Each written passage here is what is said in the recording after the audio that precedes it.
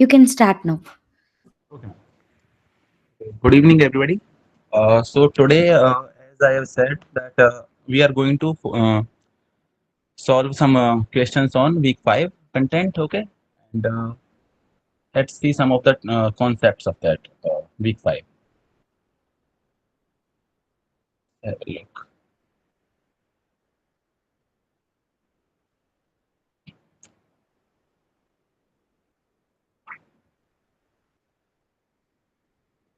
Uh, just a minute.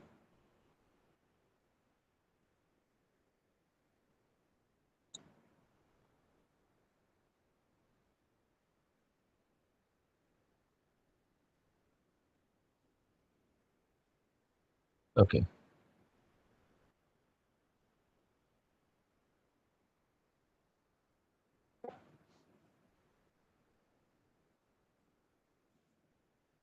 So in week 5, basically, it is about so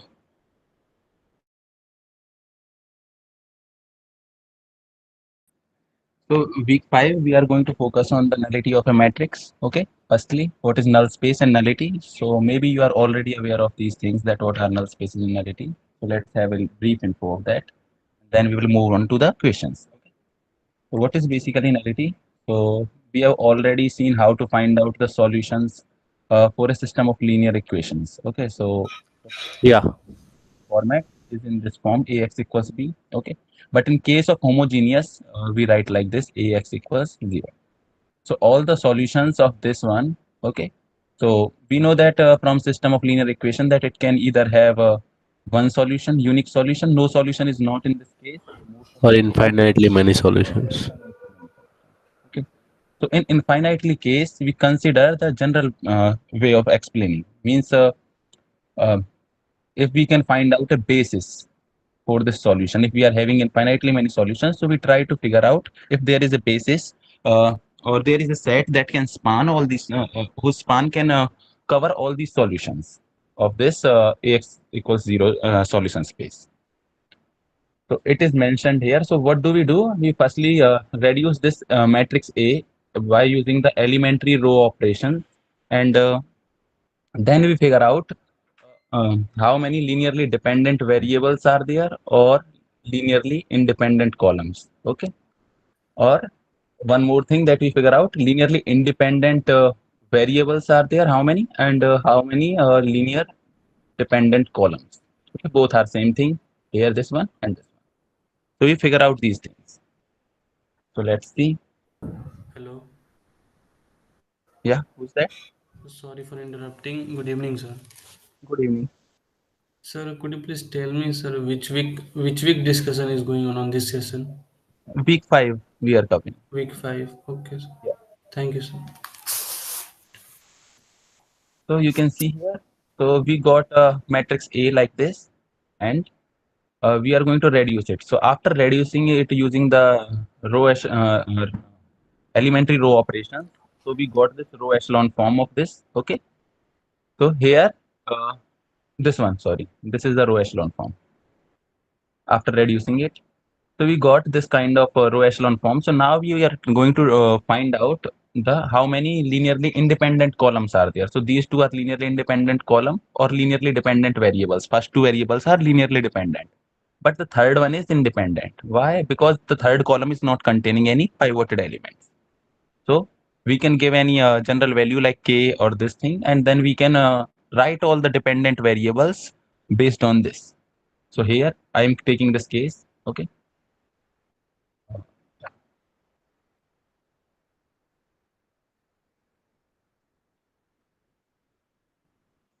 This part only.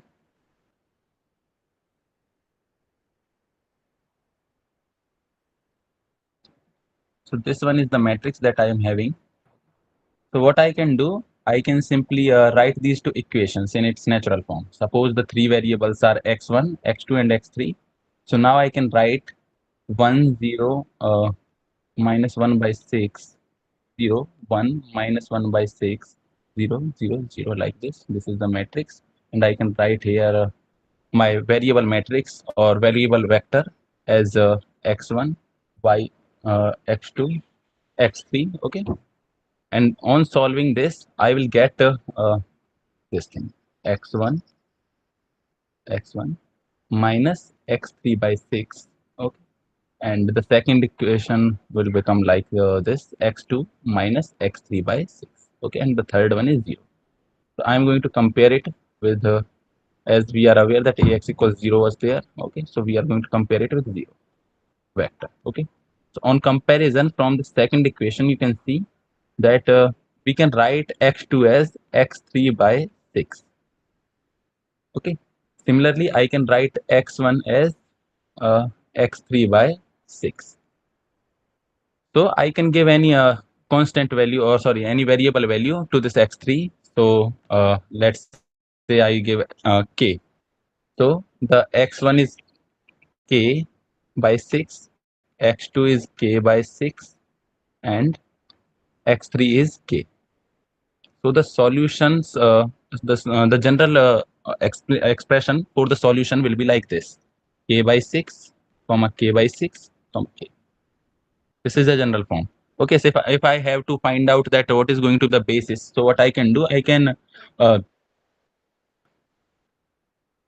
okay, what's this?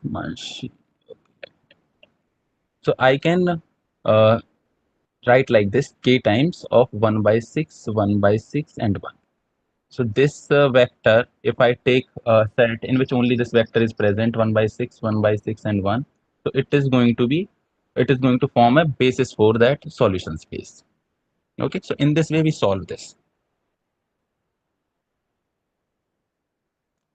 Okay, just by looking at, so how do we find nullity? So how many vectors are going to be there? So basically what we can do, we can find out linearly independent variables. Okay, so here only one variable was there. So in the basis of the solution space, only one vector I am going to have, this one. Okay, so we can find out it using this way. Go to the next part. So what is the next thing here?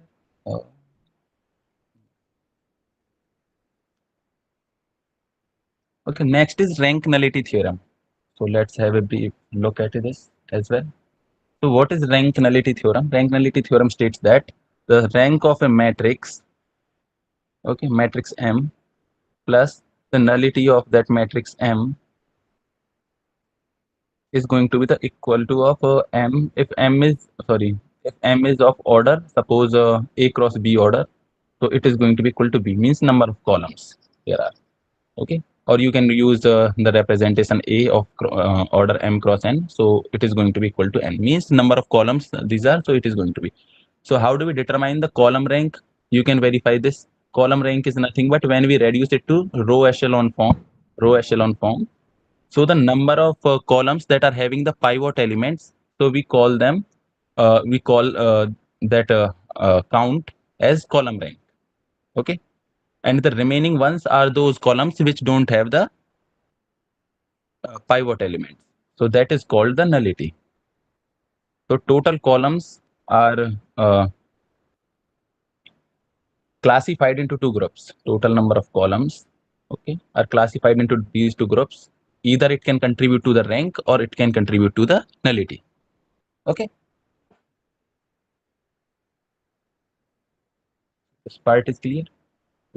Now let's move. Okay, then is linear transformation. Okay, let's solve some questions based on this. Then we will move on to the linear transformation. So here is our first question. Okay, so in this one, we are given that the null space of a matrix 4 by 3 is. So already we are given that a matrix is in form. Like, let me take a new page. So we are given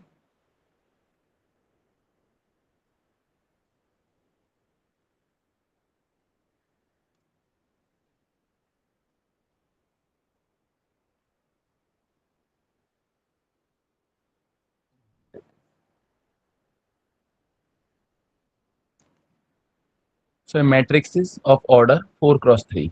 So suppose this matrix A of order 4 cross 3. So basically it is going to have 4 rows, 1, 2, 3, and 4, and 3 columns are there. Okay. So if I have to write down it in this form Ax equals 0, so you are aware that we can only multiply a matrix to another matrix when the first matrix number of columns matches with the number of rows of the other matrix. Okay. So we know that this 0 is representing a 0 vector. Okay. And this x can have order of, it is also a vector, a column vector. Okay. So its number of column is 1. But how many number of rows it can have? It can have 3 number of rows. The number of columns of the first matrix should match with the number of rows of the other matrix. So it is going to have 3 of order 3 cross 1. So it is saying that all the x, so which this Madhav, okay.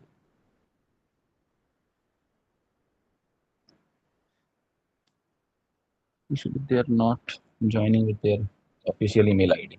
Everybody join with your official email ID, okay? So here is this one. So x is 3 cross 1 vector. So whatever be the value of x, it is going to be in the R3. Okay, so this option is correct, not this one and not this one. Okay, null space the first column, so it is not, it is wrong. Okay, so this one is correct. The x is always going to belong to the R3. Okay, it has 3 components. Next is here. Next question. Nullity of a matrix 3 cross 4. So nullity we have to find out. Let me mark the right answer first.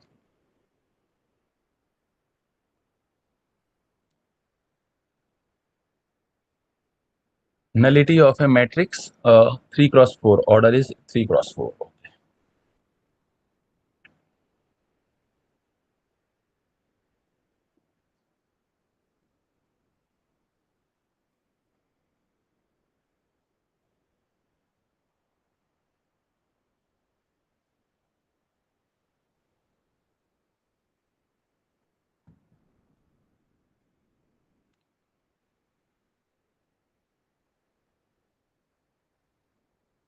So nullity of a matrix 3 cross 4 is given. So first of all, we are not aware of the nullity because first we have to reduce it in the row echelon form. So we can't directly predict just by seeing the matrix that whether it is going to have some nullity.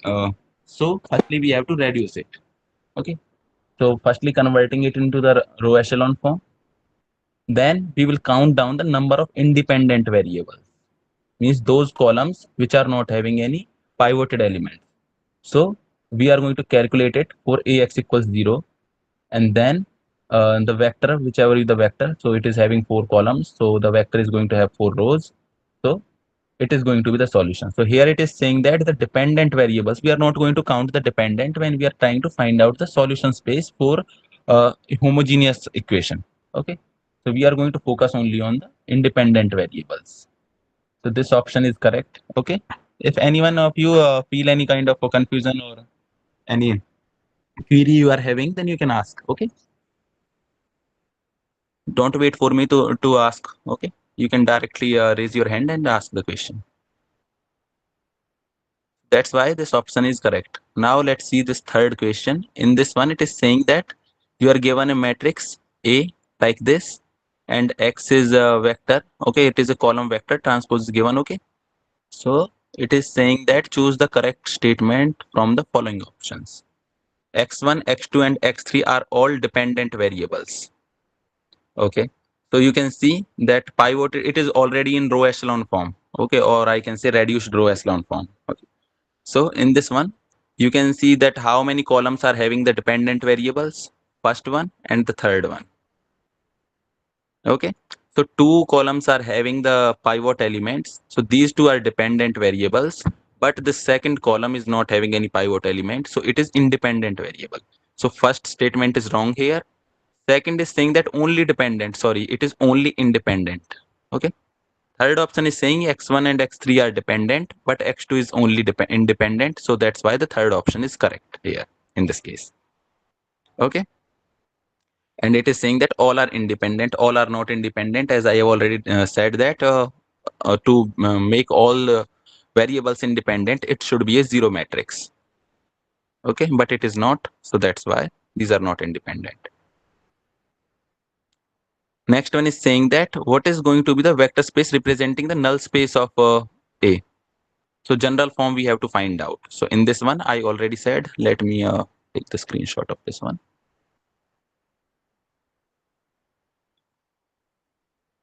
Okay, yeah, here it is.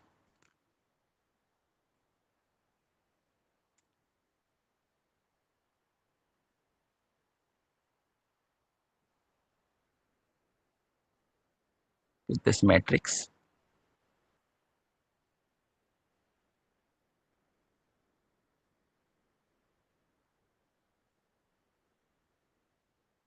So we are having this matrix and we have to find out, what do we have to find out? We have to find out the general form of the solutions for this matrix, general form. So as I said that we are having three variables, x1, x2 and x3 here, and it should be equal to 0, 0, 0. So now we can write it down we can multiply this left hand side. So we will get x1 is equal to 0. Okay. Same. Okay. First row multiplied with this one, we got this. X1 we got, here we will get 0 and here we will get x3 is equal to 0 and 0. So here we got x1's value and x3's value. Okay. X2 is still free. So we can give any arbitrary value. Suppose t I am giving. So the solution form should be like this because it is a vector x1, x2, x3. So it should be x1. What is x1? 0, fixed value. For x2, there is no fixed value. So t, yeah. Who's that? So third one is 0. So it is going to be in this form. T will belong to the real number line. Yeah. So it is like this. So now if I have to find out the basis, so what I can do, I can take out the single variable. It is having only one variable. So I can simply take it outside and I can write like 0, 1, 0. Okay, this is same. If I multiply t with this vector, so I will get this. So here it is going to have the set that is going to have this 0, 1, 0. So its span can cover the solution space for this system. Okay. So that's why this is going to be the right answer. So let's see which option is it.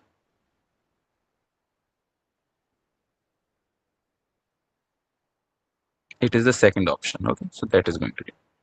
It is saying what is the nullity of this A. So I already said that number of dependent variables we found. So there are two dependent variables. Okay. One independent variable. So nullity is going to be one independent variable. So nullity is 1. Now the question number 6, find the nullity of this matrix. So here we are given a matrix 1, 2, 3, 4, 5, 6 and 2, 4, 6. Okay. So question number 6, we are given a matrix like 1, 2, 3, 4, 5, 6, right? And the third one is 2, 4, 6, I think. Yeah. Okay. So to find this, so firstly what I will do, I will reduce it to the row echelon form.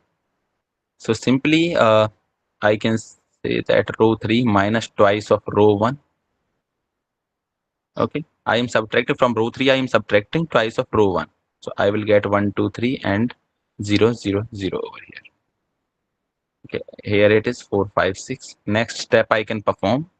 I can say that row 2 minus 4 times of row 1. Okay, so what will I get? 1, 2, 3 and 4 times of this will be 0 and 8, 5 minus 8 minus 3 and 12 minus 6.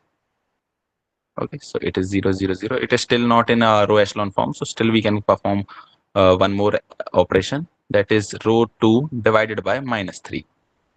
So what will I get? 1, 2, 3, 0, 1, 1 and sorry 1, 2, 2. It is 2, 0, 0. Okay, so this is the row echelon form. So in this you can easily see that one column is not having any pivot element and other two are having these pivot elements. So the nullity is going to be 1.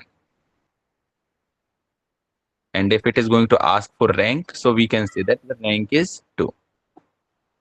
So now let's check what is it asking. It is asking only for the nullity. So nullity is 1 in this case. Now let's move on. S denote the set of solution for the homogeneous system of linear equations Ax equals 0. So which of the following statements are true? Okay. So you are given okay, set S, set of solutions. So set S is actually having all the solutions. Okay, that are for this Ax equals 0. So it is saying that if x1 and x2 are in S, means if both x1 and x2 are solutions for this, let me take the screenshot.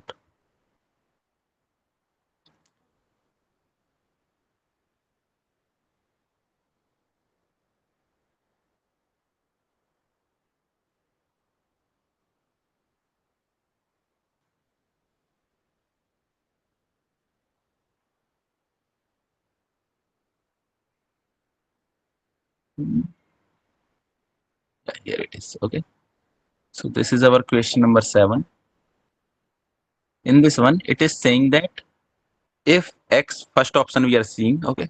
So in first option, it is saying that if x1 and x2 are in S, means both are solution. So if x1 and x2 are solution, so I can write a times x1 is going to be 0 vector, and a times x2, it is also going to be equal to 0. So now it is asking whether x1 minus x2 is in S or not. Okay, then it is actually implying that x1 minus x2 is also in S too. So let's see. Let's subtract these two equations. Okay, I am going to subtract the equation number second from the first. So I can write from in left hand side ax1 minus ax2 will be equal to 0 minus 0. Okay, so from the matrix operations, you are able to identify that we can write this thing as a times x1 minus x2. Okay, it will be equal to 0. 0 vector minus 0 vector, it is 0. So you can see this is in the same form, the same matrix A we are using, and here in place of this we are using some other solution and we are getting 0. So means x1 minus x2 is also a solution for this system. So that's why x1 minus x2 is also going to be inside this S, because S is having all the solutions. So it is going to be present there. Sir, in general, also we can say now because x1 and x2 belongs to a vector space that is Yeah. S. So Yeah. their linear combination will also be belong to S, which is a Yeah. vector space. You can say that. Yeah, that's fine. Okay. But I am telling you that why it is. So that's why I said so. Yes, sir. Yes, sir. Okay. So if x in S, then C times x in S. So it is saying, okay, so now we will check it again. A times suppose x is given as 0. So now if I multiply both sides with C, suppose I multiply with constant, some constant C, I am multiplying both sides, C dot C dot, okay, C I multiplied this side. So C times 0 vector, you are aware that it is going to be 0. And here you know that we can multiply the constant to the first matrix or to the second matrix. It is up to our choice. Okay. So I can write it as like this, C times X from the operations of matrix. So you can see that it is also in the same form. If I write Cx as some y, so Ay is equal to 0, it is in the same form. Okay, so Cx is also a solution for this system of linear equations. So that's why it is also going to, the Cx is also going to belongs to the set S. Same here, you can see this x1 and x2 are in S, then alpha times x1 and beta times x2 is also going to be inside this. So how can I prove this thing? Same here, you can take these two equations. Okay, and what I am going to say, I will multiply it by alpha dot, and here I will multiply this by beta dot.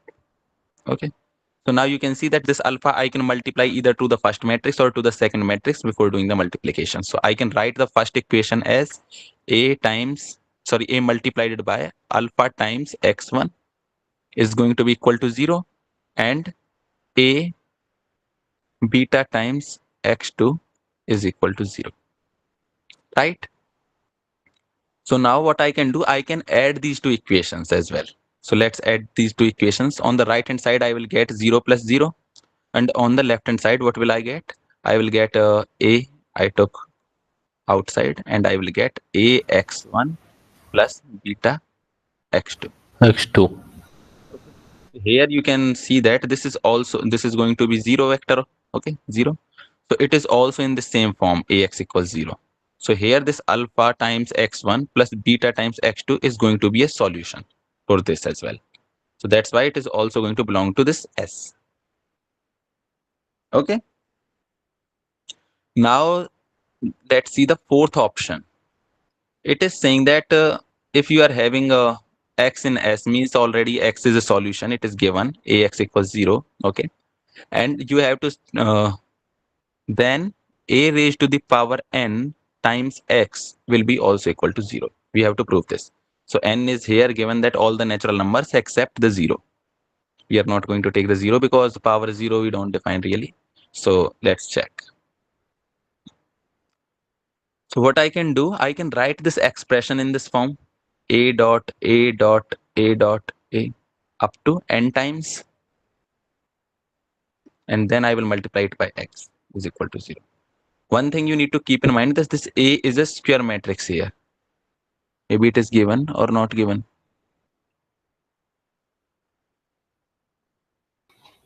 Sir, if it's not, then a raised to n won't be possible, no, sir? Yeah, that's fine. So we can't multiply a raised to the power n. So a is a square matrix. You need to keep in mind this thing. A is of n goes any order, not n. Let's say k cross k, because n we have already used in this. So k cross k. So this x is going to be of order k cross 1. So if we multiply these two, a and x, so we will get k cross 1 again. So I can multiply a with this next thing, that whatever I got here, suppose the matrix B I got, so I can multiply again. So this multiplication is possible. So what I am saying that a times up to here, suppose last a it is n dot x is equal to 0. I have to prove, so I am not taking it is equal to 0. So now just to perform this operation firstly, because we can perform any multiplication operation firstly according to the matrix laws of multiplication property. Okay. So a dot x, you are aware what is it going to give us? It is going to give us a 0 vector. So a dot a up to some a, then here we got a 0 vector here. So if I multiply 0, it is of k cross 1 order. Okay. And this is of k cross k. So if I multiply this, so this will also become a 0 vector. Okay. Similarly, I multiply it with the last one and so on. So up to the first point, it will become a times 0 vector, and that will be equal to the 0 vector. Means clearly a raised to the power n times x is equal to the 0 vector. So that's why this is true. Any query? Anyone having any doubt related to this concept? No? Okay. So now let's go to the 8th question. In 8th question, you are given that find out the value of alpha, sorry, a, for which the matrix has a nullity equals 1. Okay, that's fine. So you are aware that if nullity is 1, means it is going to have at least one, it is going to have one One independent plus. variable. Yes. Right, so one independent variable means its determinant, if I find out that how many solution it is going to have, so it is going to have infinitely many solutions. Yes. Determinant is 0. Determinant So 0. I can say that determinant of this one will not be, will be equal to 0. Yes. I can say that the determinant of this is going to be equal to 0. So what was the matrix? I think the matrix was 1, 2, 3 alpha. Matrix was 1, 2, 3 and alpha. So if I find out the determinant for this, so I can write it as alpha minus 6 is equal to 0. Okay, because it is going to be equal to 0. So alpha value from here I got equals 6. Okay. Let's continue. So here, next is some equations are given. Earlier we are given already the matrix. Now we are given we are not given the matrix. So we are given some equations. So what are we going to do? We are going to convert it in the general form that we write ax equals 0. So in that form we are going to convert it. So let me take the screenshot for this one.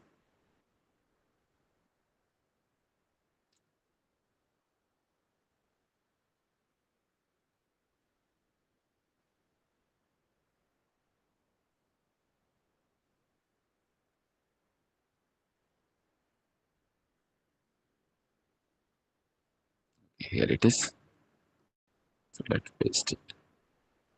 So how many variables are there? 4 variables are there as I can see, and 3 equations are there. So the matrix A is going to be of order 3 cross 4.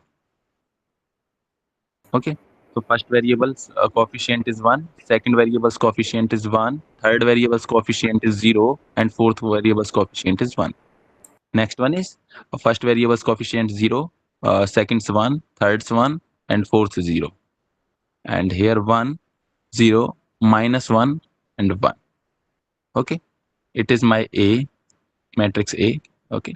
And the x I can define like x, y, z, and w. Okay. It will be equal to 0, 0, 0. Okay. So how do we find out solution? Firstly, reduce it. Okay. So it is up to your choice that whether you want to write in the augmented form when finding out the solution for homogeneous equations. Okay, homogeneous set if you are finding out, so there is no need to write down it in augmented form. You can directly continue. Okay, but if you are solving for non-homogeneous condition, then you have to write it down in the augmented form. So now simply I can perform the elementary row operations. So first row operation that I want to perform here is row 3 minus row 1. I would like to do this. Okay, so it will be like 1 1 0 1 0 1 1 0, and it is going to be 0 minus 1 minus 1 and 0. Next I would like to perform R3 plus R2. In R3 I am adding R2. So what will I get? I will get 1 1 0 1 0 1 1 0, and here I will get 0 0 0 0. So it is now in row echelon form. So I can see that two columns are having the pivot elements and other two are not having. So its nullity is going to be 2. Okay. So now we have to find out a general form of the solutions. Okay. In which way these are going to look like. So now let's say, let's see how it is going to look like. So firstly, let's write down the variables x, y, z, and w and perform the multiplication. So I will get x plus y as my first and plus w. Okay. Second Sir, equation. Yeah. sir, shouldn't the first column be 101? 101 first column. Yes. I just did a R3 Okay, minus okay, R1 okay. That's it. from the row echelon. Oh, sorry. Oh, that elementary row operation. So this one will become y plus z, and the third one will be 0. Okay. So we have to compare it with the 0 vector of R3. Okay. So now here, let's start from the bottom side. Okay, we will go on. So firstly, let's take this y plus z is equal to 0. From here, I want to write down my dependent variables in the form of independent variables. So I can write it down. Y is going to be minus z. Okay. Now let's take the next equation, x plus y plus z. So I can write down this. Y, I can change the value. So it will be, is there anything I did wrong? No, I didn't. Okay. So it is going to be, sorry, it is W, right? It is W. It was. So I can write it down. I can interchange the value. So x plus minus z plus W, I will write down. Okay. Is going to be equal to 0. So I can write x equals W minus z. Okay.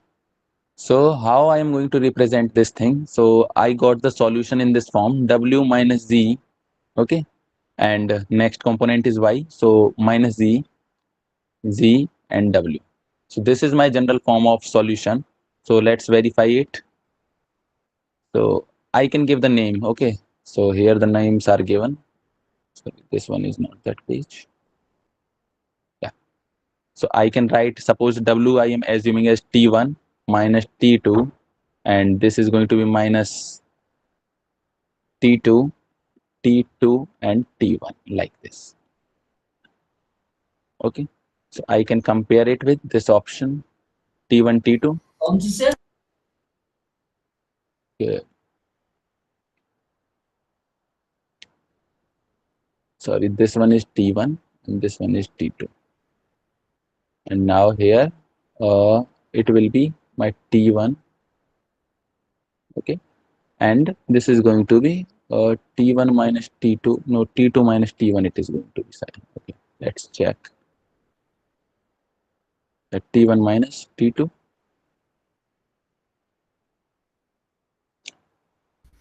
Let's check again. Sir, x is equals to z minus w. What? This is z minus w. Yeah, that's z minus w. This is not. This is z minus w. It is right.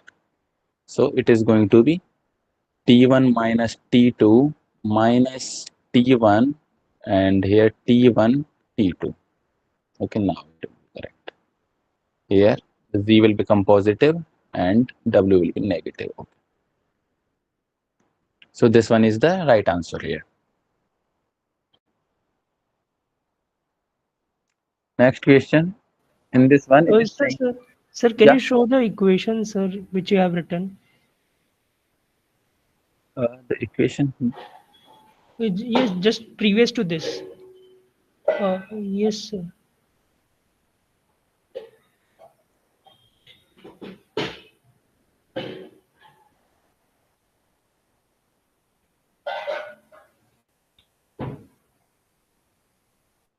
Okay.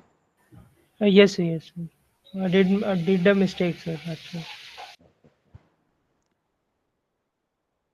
So now the question 10, in which we have to find out the nullity of a matrix A, and matrix A's element are given by this form. A is equal, Aij is equal to minimum of I and J. Okay. I and J are denoting the row and the column number of the respective element.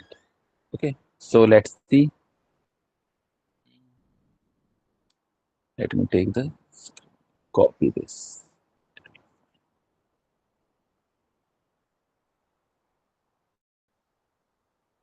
Sorry. Yeah, here it is.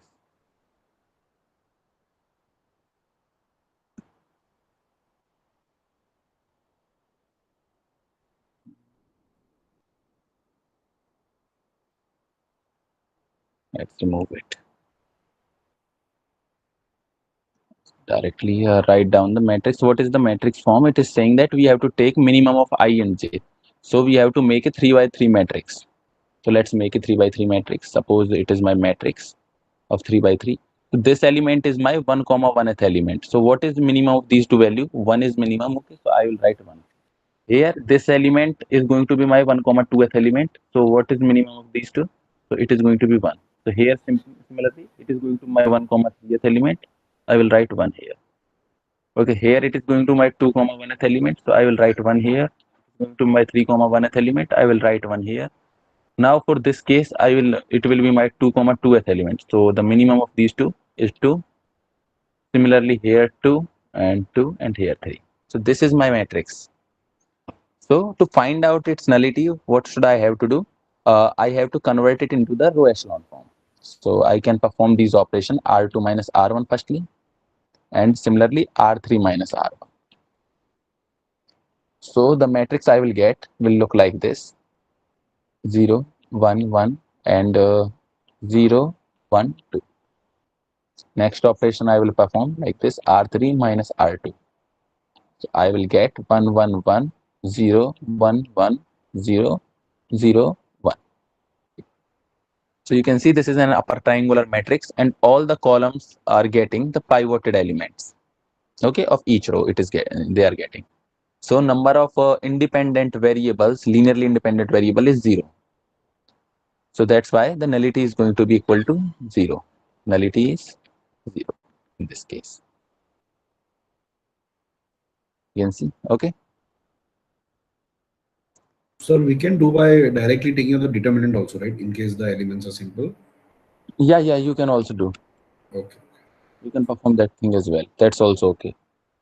But in this one, we have to find out the nullity. So suppose two columns are linearly dependent. Okay, so in that way you can't define, because you got the determinant equal to 0, and if determinant is 0, so you can't tell the nullity, exact value of the nullity. Correct. You're right.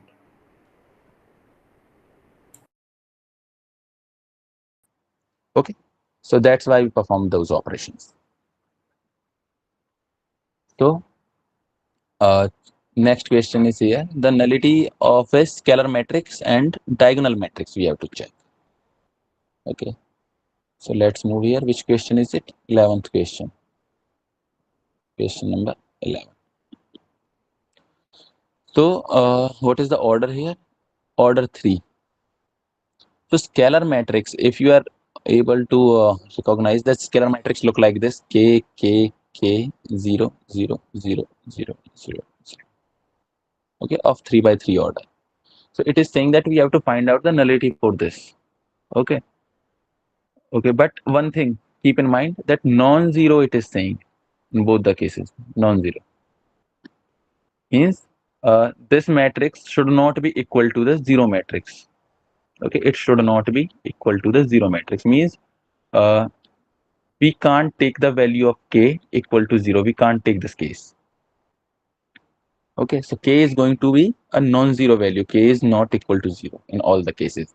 So what I can say, that suppose I am having this matrix, so I can convert it to the row echelon form by using the elementary row operation. Suppose R1 I divided it by k, similarly R2 I divided by k, and R3 I divided it by k. Okay, so what will I get? 1 0 0 0 1 0 and 0 0 1 here. So now you can see all the three columns are having the pivoted elements. So no column left without pivot elements. So that's why its nullity is 0. Okay. So that's why this option number 2 is correct. Now next is diagonal matrix. So what is the general form of a diagonal matrix? Let's see. It's so diagonal matrix look like this: A, B, C, and like this. Okay, of order 3 cross 3. They can be any other elements in scalar matrix if they are going to be the same element, but here they can be any element. Okay, so it also said that non-zero, I think. Yeah, non-zero. So means it cannot be equal to 0 0 0 0 0 0 0 0 0. Okay, means all A, B, C all cannot have the value equal to 0 at once. It is possible that A is having the value 0, but B and C are not having. It is okay. Okay, means all of these three variables cannot take the value 0 once at once. Okay, so what I can say, that suppose only one of them, sorry, two of them took the value 0. B took the value 0 and C took the value 0. So this matrix will look like this. Only A is there. A is a non-zero value now. Okay, A is a non-zero value. So I can say that I am dividing the row number 1 with A to convert it into the row echelon form. So it will look like this. So only one column is having the pivot element and other two are without pivot element. So in this case, we are having the nullity equal to 2. Okay, now suppose two columns are having, two variables. We took two variables are getting the value 0. So now we are saying that now I am saying that two variables are getting the non-zero value and one is getting the 0 value. Suppose A is getting the value 0, so it will look like 0 B C 0 0 0 0 0 0 like. So now I can say that row 2 divided by B and row 3 divided by C. Okay, B and C both are non-zero values. So we can do the division. So 0, 0, 0, and this will look like 0, 1, 0 and 0, 0, 1 like this. So in this one, you can see 2 columns are having the pivot elements and one is without pivot. So here the nullity is 1. Okay, and if all three are non-zero, so similarly you can see that A, B, C and 0, 0, 0, 0 and 0. Yes. So I can divide row 1 by A, row 2 by B and row 3 by C. So what will I get? I will get 1, 0, 0 and 0, 1, 0 and 0, 0, 1, the identity matrix. Okay, in this one you can see all columns are having the pivot elements. So nullity will be equal to 0. So all three cases we have seen, and the maximum nullity that we got is 2 and the minimum nullity that we got is 0. So now we can check the options. So it is saying that nullity of a non-zero diagonal matrix must be 3. No, 3, it is not even possible in any case. In the fourth option, it is saying that can be at most 2, means maximum value is 2. So yeah, that's correct. The nullity is maximum value is 2. Okay. Is that okay? Anyone facing an issue? No. So now let's see the 12th question. So here in this one, it is given Ax equals B. Okay, the number of solutions this is going to have. Okay. Okay, let's see. Here it was here. Okay. So it is given a matrix A, question number 12 it is. The matrix A is like 1, 2, okay, 1, 2, 4 and 8, and I have to find the solution 1, okay, 1 and 0 over here. Okay. So now I am going to convert this matrix into the row echelon form. So what will I do? I will say that R2 minus 4 times of R1. So what will I get? I will get 1, 2, 0, 0, and here I will get 1 minus 3. Now if you observe this third equation, sorry, this second equation, that both the coefficients are 0, and even if I multiply it by the variable, suppose I am having 1, 2, 0, 0, I write it in the system form, okay, x, y, okay, it is going to be equal to 1 by minus 3, right? So if I do the multiplication on the left hand side, so I will get x plus 2y equals, okay, here, and below it I will get 0 will be equal to 1 minus 3.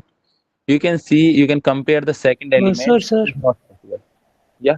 sir, just after the first It'll R2 be minus minus 4. R4, it It'll should be be minus 1 4. and minus 4 in the Yeah. It'll be last Yeah, one. minus 4. minus 4. Yeah, yeah, that's minus 4. Okay, okay. I forgot. Yeah, minus 4. Okay, that's fine. So it is minus 4. Okay.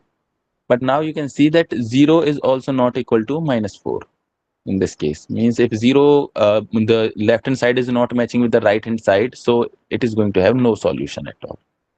We know that in any condition, 0 cannot be equal to minus 4. So that's why no solution for this case. So this one we can do normally also, right? Like A into x equal to B. Say for example, x is x1 and x2. So in this case also we can see that two same equations, we see same equation, like Yeah, yeah, we can do that also, right? that's also because the row 2 is nothing but row 2 is a linear multiple. Multiple of, yes, correct. Okay, but the prices are changing. Means not prices, the value of it is changing. Right, Okay, right. suppose you bought something, you bought a pen and 2 notebooks. Okay, one pen and 2 notebooks. You are getting it with 4 rupee one. Okay, suppose one. Okay, Right, right. and 4 times this one, you should get it of 4 Into rupees. four. But you are Correct, saying that it's 0. So it is not going to have any solution because you can derive the second correct. equation, but it is getting something Yes, else. yes, it's not getting any solution. It's not equating, correct. So that's why. Let me save this part. Well,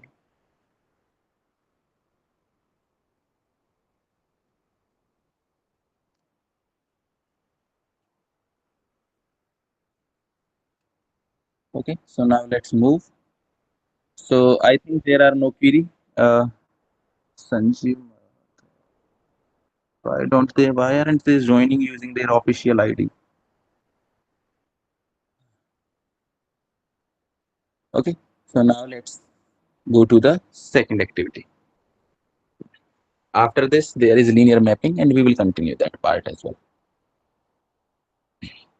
So rank of a matrix A is equal to. So in the first question, it is asking about the rank. So I said that what is going to be the rank? So rank we can find out in two ways.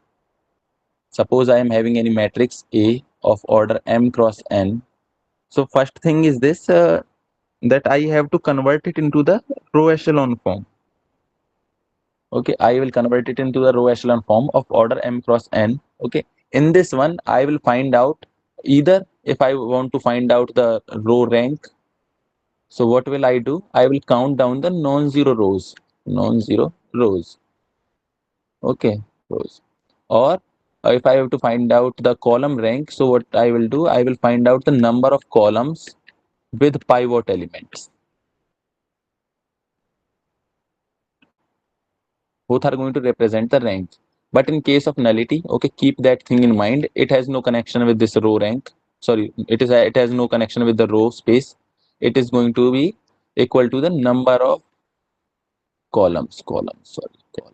Number of columns without Sir, pivot. row rank is equals to column rank, no?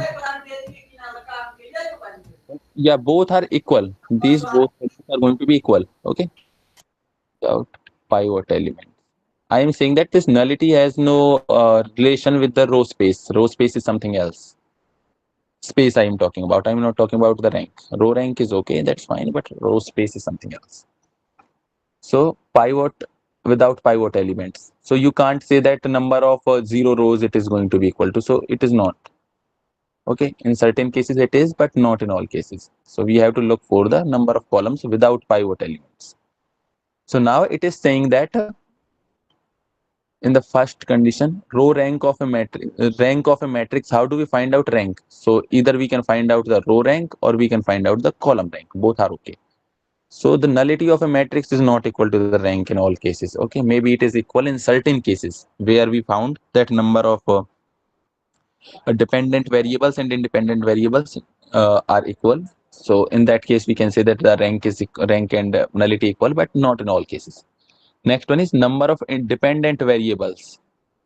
Okay, dependent variables it is talking about. Okay, so it is also the same thing as finding the pivot column number of columns with the pivot element. So this is the same thing.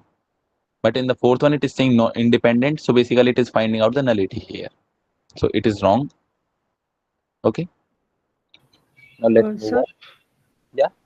sir, you said that there is no relation between nullity and the row space. Sir, but when we say solution space, Yeah. then we can relate it with nullity, no? In solution space, we are finding out for ax equals 0. Yes. Okay, so when we are finding out the solution, I am saying the solution that I will get. Suppose this is my m cross n order, okay, and I am saying x is of n cross 1. So it's the components, number of components it is going to have. It is equal to the number of columns. So it has no connection with the number of rows and that thing. So that's why I said that it has no connection with the row space, because row space consists of row space is going to consist of row space has another connection. It means the nullity is basically null space related to null space, and null space and column space are both related to one another. Sorry, null space is related to the number of columns. Okay, and column rank is also related to the number of columns. So null space is basically the solution space, no? Yeah, solution space for ax equals 0. Yes. Okay, but row space is something else in which we consider the rows and find out that what is it going to we have to find out the transpose. If we are solving this one, so then we have to do the transpose of this matrix, means it will become n cross m. Then we will find out the um, row related homogeneous equation if we are going to solve. So we have to make the transpose and then do some operations on it. So that's why I said, okay. Sir, do we have anything related to row space in our course? No, no, not now. In MLF, you will study about Okay. that. Still now, you can only focus on this part.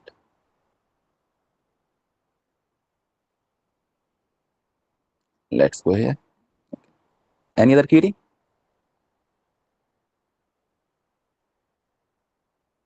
Let the nullity of a matrix of 3 cross 4 be 2. Find the rank of the matrix of 3 cross 4, 3 cross 5. Okay. Nullity is given as 2. Nullity 3 cross 5 and nullity is given as 2. Total number of Rank, columns are 5, then rank is 3. then rank is going to be equal to 3. Right. So rank is 3 here. Find the rank of this matrix, so you can easily predict that the first and the third row are just one of them. So it is going to be 0. Right. So that's why now you can reduce it to the row echelon form and then you will get the rank 2, I think. Okay, similar, simple it is. You can do by yourself. If still I face any problem, then you can tell me. Next is this one. It is saying that what is the relation between rank and nullity? So here you can directly see that rank of matrix A plus nullity of matrix A is going to be equal to the number of columns. M cross N matrix it is saying. So keep that thing in mind, that what is the representation. Sometimes in the question it might be written that N cross M it is. So the last one, the last variable that is used in this order defining, then it will be equal to that. Okay. Here it is saying rank plus nullity is equal to minimum of these two. So no, it is not always. It is not going to be in all cases. So we are just only focusing on the main thing. So it will be always in all the cases. It is going to satisfy the condition. Next is fifth one. So here it is saying which of the following is true for homogeneous system of linear equations. First thing, it may have no solution. No, because we are already aware that it is going to have a trivial solution, that is the zero vector. It is always going to have it as its solution.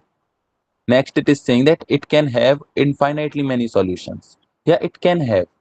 If a number of any independent variable is found, then we can say that it is going to have infinitely many solutions. It can have unique solution. Yeah, it is also possible if no linearly independent variable is found. So we can say that So that is uh, a trivial solution in this yeah, case. the trivial solution it is going to have. Okay. Next is whenever it has a non-trivial solution, means except the trivial solution, if there exists any other solution, then it will go in this case. Because we Yes. are already aware that 3 cases are possible, that either it is going to have no solution for any ax equals b I am considering, okay, or it can have one solution or unique solution, okay, or it can have infinitely many solutions. So if it is having more than one, then it will automatically go to this part, infinitely many solution. So that's why the third option is correct. Next is sixth one. Which of the following options are correct for a square matrix? Okay, is of order n cross n. So it is saying that determinant is non-zero, then nullity is 0. If True. determinant is non-zero, where is this? Okay, yeah, that's fine. Because if a is there and ax equals 0, we have to find out the solution for this. So if a's determinant is not equal to 0, clearly it means it is not going to have any linearly independent variable. It is not going to have. So if no independent variable, so clearly it is going to have nullity equals 0.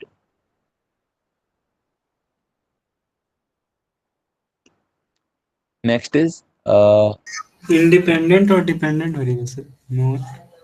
okay. In Uh, this one, it is going to be linearly independent variables if these uh, are going to be equal so he's getting confused between independent column and independent to. variable. Okay. Listen, the columns with pivot elements, Yes, sir. That is independent. these are called linearly independent columns, or Yes, we sir. can say that linearly dependent variables. Okay, we can find out that variable basically in this variable vector they are. Okay, this is column, but variable is here x, y, z. Suppose like this. So this first variable, if first column is linearly independent column, then it is going to be linearly dependent variable. Right, sir. Okay. And if I am saying that those columns that are linearly dependent columns means those columns without pivot elements, those are without pivot elements. Okay. So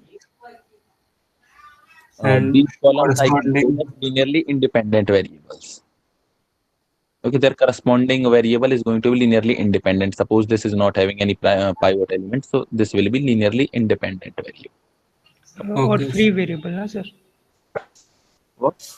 Free variable, free variable. Free variable, yeah, or you can also call free variable. So column is correspond to in reverse of the variable. Yeah, yeah, yeah. It Okay, sir. Okay, sir. okay. So next is if the nullity of a matrix A is non-zero, then determinant is zero. This is just vice versa of the first statement. Okay, or converse we can say. Determinant is non-zero, then nullity must be zero, and if nullity is non-zero, then determinant must be zero. Because we found any free variables. So as you are aware that if suppose I have a matrix MA, okay, of order n cross n, so I can convert it to the row echelon form. And to convert it into the row echelon form, I have to perform the elementary row operations. So what are elementary row operations? We can switch the rows. So suppose the determinant of A was this. So if I switch the rows, so its sign can change. It can be negative or positive. Okay. Or I can multiply any row with any constant k. So means its determinant gets multiplied by any constant k.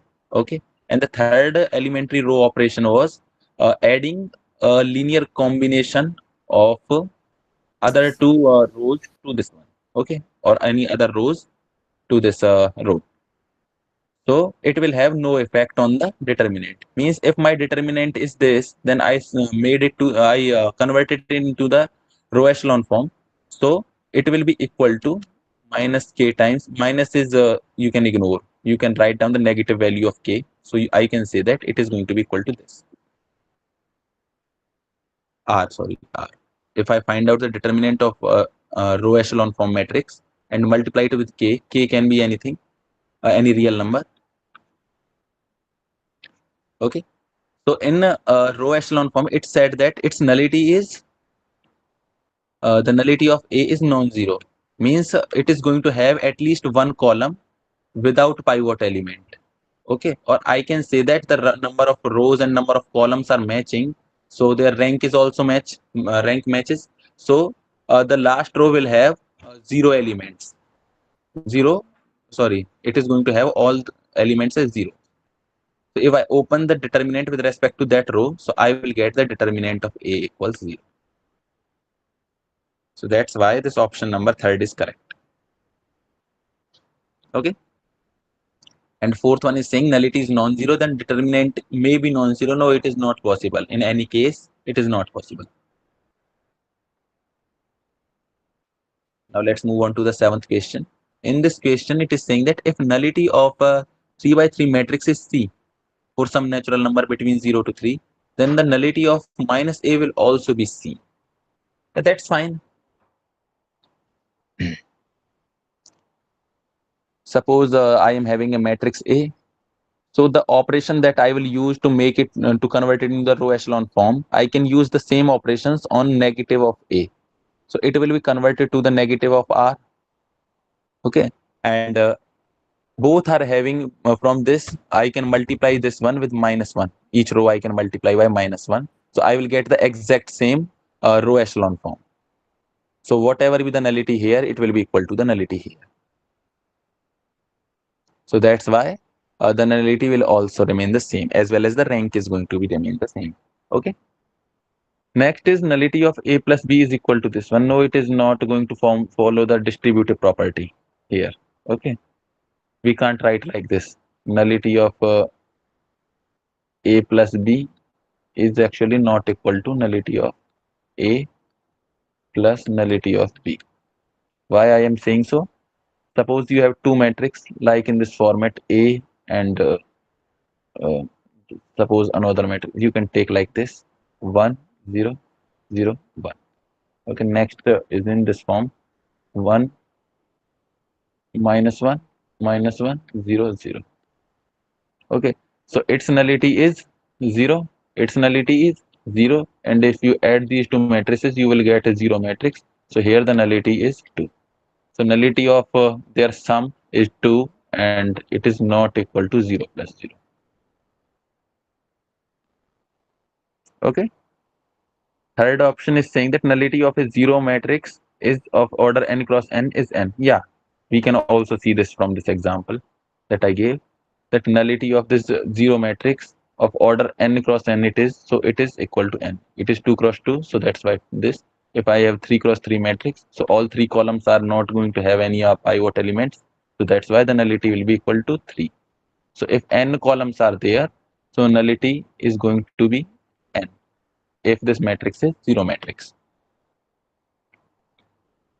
Okay, next is saying nullity of a 0 matrix is 0. No, it is wrong because the above case we have checked. Okay, already. Next is there exist square matrices A and B, both are of same order, such that nullity of both A and B is 0, but the nullity is n. Yeah, we have checked also this example. I gave the same. It is having the nullity 0, okay, and this is 0. Both are of 2 cross 2, 2 cross 2, and the nullity of their sum is equal to this 2. Exactly matching with this case. Okay. Any query? Anyone having any issue? No? Okay, let's continue. Rank of an n cross n matrix, all of whose entries are equal to 1. Okay. Suppose you have a matrix, question number 8 it is, question number 8. You have a matrix of order n cross n. Okay, all your entries, it is 1, 1, 1, 1, 1, 1, and so on. Similarly, here 1, 1, and so on, 1, 1, 1, so on, and so on. Okay. So what I can do, I can convert it into the row echelon form by writing R2 minus R1, R3 minus R1. All row except first row is 0. Okay, except the first row, Rn minus R1 I am writing. So except the first one, first row will have this all these ones, okay, and the next all will become 0, 0, 0, 0, 0, 0. So in this is the row echelon form, and in this form you can check that only one column is going to get the pivot element, others are not. So what was there? At rank, only one column is getting the pivoted element, so I can say that the rank is going to be equal to 1. Okay.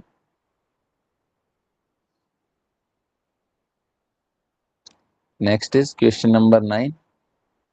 If A is the 3 by 4 matrix, okay, then which of the following options are true? So it is saying that rank of A must be less than or equal to 3. Okay. We know that the rank is always going to be equal to or lesser than the minimum of these Minimum two. of, yes, yes. Okay. So the maximum rank that we can have for this matrix A of 3 cross 4 order is question 9, I think. It will be equal to 3, maximum 3. It is always going to lesser than or equal to 3. So what is it saying here? That the rank of matrix A must be less than or equal to 3. Yeah, that's correct. Okay. Nullity of matrix nullity of A must be greater than or equal to 1.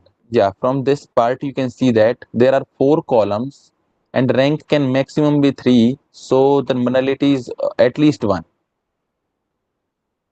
Okay, so already then because the number of the rank plus nullity should equal to the column number. So rank is 3, suppose maximum we are taking the rank, so nullity is going to be 1, so that it is equal to 4. If rank is 2, then nullity will become 2 and this will become 4. So that's why the nullity is going to be at least 1, equal to or greater than 1. That's fine. Third option is saying that A has 2 columns which are non-zeros and not multiples of each other. Okay, let's represent it.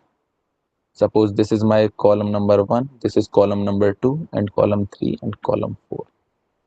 It is saying that these two are linearly independent columns, these two. Okay. While the remaining columns are the linear combination of these two. Okay, means these two are linearly dependent columns on these columns. Okay, if these two are linearly dependent, means they are not going to get the pivot elements.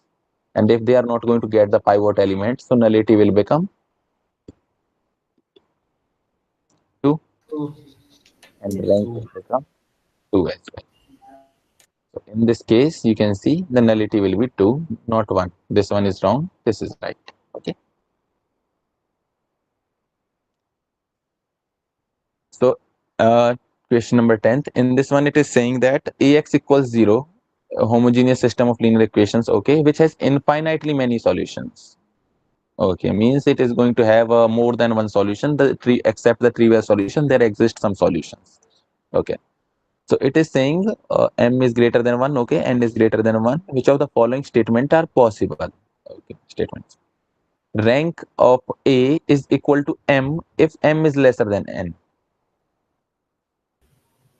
Yeah, So not necessary, no, sir. yeah, it is necessary in this case. Let's see. Let me look at, okay, and then I will explain this part. Suppose you have a matrix of order m cross n, where n is greater than m. N is greater. So it is saying that rank is going to be equal to m. So rank can be equal to m because uh, what was saying? Question is saying that. Let me print this. M is less than N, right? That's why. Yeah, just a minute.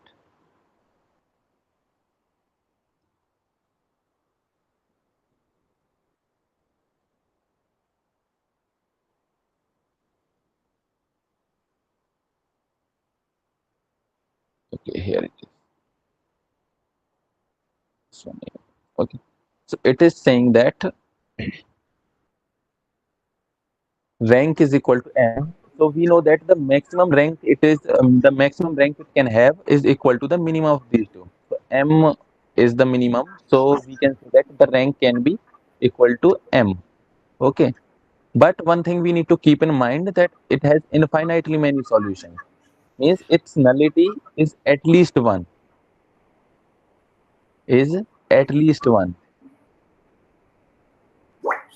So it should be, sir, rank is less than equal to M, right, sir? Yeah. So the rank is going to be maximum or equal to n minus 1. Ah. Okay, so it has condition, but already it is given that m is lesser than n. So means at least the m is equal to or lesser than n minus 1. M is equal to 1, sorry, m is lesser than n implies this thing here because both are integers, sorry, natural numbers. So it implies this part as well. So if m is already this one, so rank is also this one. So that's why the rank can be equal to m. Because rank is also lesser than or equal to n minus 1 and m is also lesser than equal to n minus 1. So these can be equal. Rank can be equal to m. Okay. In the next case, it is saying that m is greater 1 and rank. So we are already sure that it cannot be. Because the rank is always the minimum of these two. So this option is wrong here. Okay. Now look at the third option. It is saying that rank is equal to m if both are of m. Okay. So suppose this matrix is of order m cross m. Okay. So rank we have to find out. So already stated that infinitely many solution it is having. So means at least one column is not going to have the independent.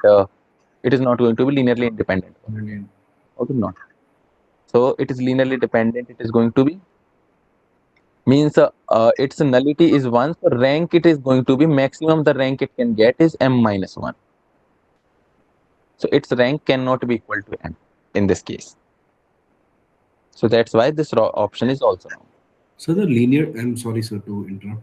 So the linearly independent column are the ones which doesn't have the pivot elements, right? Linearly dependent are those without pivot elements. Linearly dependent columns are those without pivot. Without pivot elements. Okay. Okay. Okay. Correct. Okay. Column. Next is nullity of A is equal to n. It is asking. Just one Yeah. sec. The first one you said less than n. right? Yeah. By 1. I understand infinity many solution, that's what you're saying, but my point is why not less than m, which is m minus 1, basically less than the, it should be my m minus 1, I thought. M minus 1. Sorry, the rank is basically equal to the Rank is number of always columns. lesser of m or lesser of n, minimum of m or Yeah, n, yeah. and Rank. here Listen. m is lesser, so basically the maximum possible will only be m. Further, it says that infinity many solution, which means m minus 1, right? Yeah. So infinitely many solutions means n minus 1. I am saying that consider one case that all n columns are there. Okay, so if infinitely many solutions means at least this n, the n columns that I am having, it is out of these n columns, one column is going to be a column without the pivot element. Okay, so the rank and maximum, sorry, the number of columns, linearly independent columns that I can find is n minus 1. I know that already m rows are there, so it is not going to equal to n minus 1. It is going to be lesser than that. Okay, that's sure. But Okay, consider this case. Consider that maximum value can get n minus 1. Okay, okay, so in this case, this m that I am having, so this m can maximum be equal to this one or lesser than this. okay, So that's why So, rank is equal to or lesser than m, so that's why it will be lesser than or equal to n minus 1. sorry to interrupt, I'm coming again. So Yeah, basically the linear dependent columns, the number of linear dependent columns will be equal to the number of dependent variables, right? linear dependent columns is equal to linearly independent variables. Independent variable, number of linearly independent variables. In columns, what is dependent? In variables, it is independent. Okay, I hope it's clear. Sir, the free variable is a better term rather than linear independent because Yes, it create exactly. confusion. That's it. It's a Okay, okay, okay. Yeah, confusion. you The can say, linear yeah, dependent you can say that free variables. Yeah, I used to use that term. Okay, so free variables are those variables you can consider independent well, variables. Okay, actually, say it's easy. It's easy to digest. I know. it's easy to Okay, visualize. In fact, non-zero rows also. But this when this LDC comes, it yeah, becomes a bit.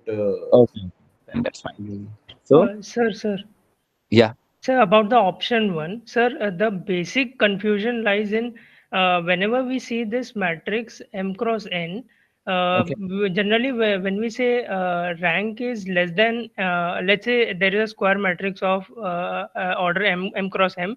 When we say yeah, the rank is less than M, we tend to think that there is a zero row in it. yeah, Okay, but in the same way, over here we start thinking about, because it is an m cross n matrix, we start thinking that there will be a row, but basically over here there is the number of column is greater than number of rows here, so there will be a free column rather than having a zero row always. So yeah, that's where the yeah, yeah. confusion is there. Yeah, that's fine. The thing that you are saying, let me take another page. Okay. So you are saying that if suppose I am having a matrix here, m rows are here. Suppose m, I am taking 3 and column, suppose I am taking 4. So the 4 columns are there. So maximum the pivot elements are all in these 3 rows. Maximum, okay. So only 3 Yes, columns can get the pivot element. yes, sir. One is Yes, sir. always going to remain free. Okay, so that's fine. Means it is not going to get any pivot element. Whether this matrix is in row echelon form, it is like 1 1 1 1 here, sorry, not 1 here, it is 1 here 1 1, like this upper triangular matrix. Let's consider it. Okay, so in this way it can be. So this column is not getting any pivot element. So in this case, Sir, is then it possible that we can get a zero row, entire row in this case? Is it yeah, possible? we can, yeah, it is also possible we can get a one row entirely zero. In this case, the nullity will become 2. So then that condition will fail, na, sir. Then when we say that the rank will be m, in this case rank becomes less than We m. say we say rank is less than or equal to minimum of these two. Correct, sir. Correct. Okay. So means minimum is already m. So m is 3. So it is going to be lesser than or equal to. Means it is not possible that always it is equal to. It can be lesser than. Yes, So sir. rank But the option says equal to, na, sir. in which option? The first option itself. First is saying that is equal. It is saying possible case. Is Okay, there okay, any okay, case okay. Yes, sir. Yes, sir. equal? Okay, Possibilities. possible. Yes, sir. Saying So Right, sir. exactly. Right. Okay, it is not asking exactly. It is. It is saying that is there any possible scenario in which it is? Yes, okay, sir. Else, Yes. else it should have been rank A less than equal to M, right? yeah, yeah, yeah. Otherwise, it should be rank of A less than or equal to M. Yeah. Thank you, sir. Okay. Anyone else? Any query? The fourth option, nullity A is equal to N. Okay, the nullity is equal to N. So yeah, we are also having the cases where where is that page? Okay, here it is. So suppose you are having a matrix A of order M cross N. So suppose this is having all the elements as 0. So N columns are there, M are there. So the nullity will be equal to N in this case. But the question says it's like It is saying possible. Is it possible? Here are infinitely many solutions many possible solutions. for this case. Okay, because we can Definitely take many any solutions means actually uh, one row has to be dependent. Actually, one one row has column. to be independent, right? It is saying that if infinitely many solution means it is going to have at least one column that is linearly dependent. Means its nullity is at least one. So here it cannot be equal to 0. That's okay. That is fine. But nullity equal to n, it is not possible because it is infinitely many solution. One row has to be independent, so that it can be dependent. It'll Listen, create by second or third you row are will be dependent. listen. First, listen. Okay, you are confused with something. I am saying that suppose this is a 2 cross 3 matrix. Okay, so 2 0 0 0 I am having 0 0 0 I am having here. Okay, so three variables x, y, and z I am using is equal to 0 0 0. I have to find the solution for this. Okay, so if I multiply this left hand side, what will I get? I will get 0 0 0, and in right hand side, what will I get? 0 0 0. Both are equal. I can give any value to these three variables. So 1 comma 2 comma 3 is also a solution. 2 comma 4 comma 5 is also a solution. So all the values in the R3 are solution to this. So infinitely many solutions are there, and the nullity is equal to n in this case. Okay, we are taking in this case as a zero matrix. Yeah, zero matrix we are taking. Only in this matrix it is possible. Otherwise, if you take any other case, then the already one column, at least one column will get the pivot element. At least Yes. one will. Okay, so that's why its nullity will become n minus one or lesser than this. So that's what n minus one means. I would understand, but n is actually contradicting here. Okay. Okay, okay, that's fine then. So here it is saying nullity. Is that possible? Is there any case in which nullity is not equal to 0? When nullity is equal to n, we have proved. So it means it is not 0. So it is automatically correct here. Okay. Because of this infinitely many solution. Yeah. Yeah. Next, let's consider next question. Question number 11. Consider the coefficient matrix A. Okay, and we have to find out the solution for this. Okay, solution, general form of solutions. Okay, let me take the print of this. Which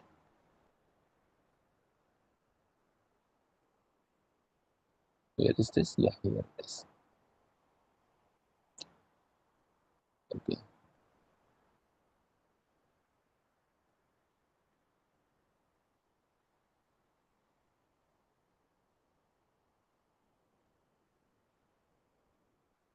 Let's paste it over here. Suppose it is here. Okay. So now I can represent this system in a matrix format. It will look like 3, 2, 1, 1, 0, 1. Okay. Times three variables I will have x, y, and z. It will be equal to 0, 0. So firstly, let's convert it into the row echelon form. So what I can do, I will switch these values. Okay, let's not mark these variables firstly, or let's mark it. That's also fine. Okay, that's also fine. Or let's not switch. You can directly find out. You can divide the row number 1 by 3. So you will get 1, 2 by 3, 1 by 3, and here 1, 0, 1. So now what you can do, you can write R2 minus R1. So what you will get 1, 2 by 3, 1 by 3, and here 0 minus 2 by 3 and 2 by 3, right? Okay, so you can multiply the row 2 with minus 3 by 2.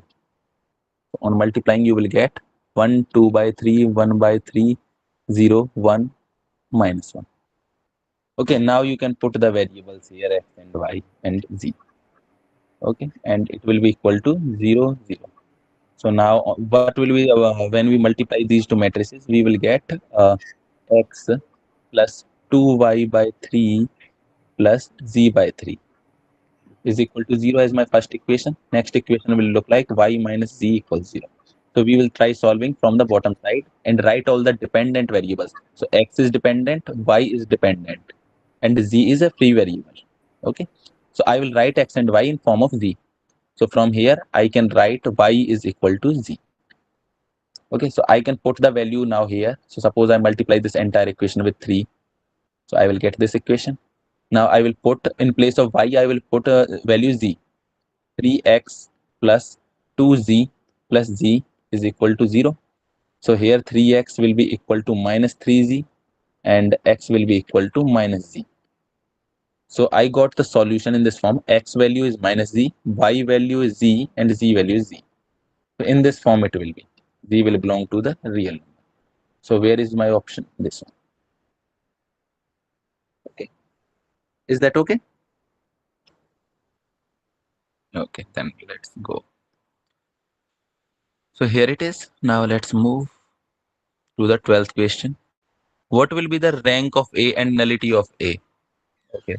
So in this equation, rank and nullity we have to find out. So let's go to the solution. So here we got two dependent variables and one free variable. So nullity will be equal to 1 and rank will be equal to 2. Right? So rank is 2, nullity is 1. Next is Ax equals 0 be a homogeneous system of linear equation which has unique solution. So what is the nullity?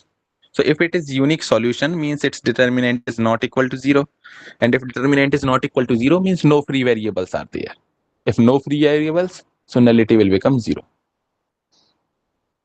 Because nullity is number of free variables are there. Okay.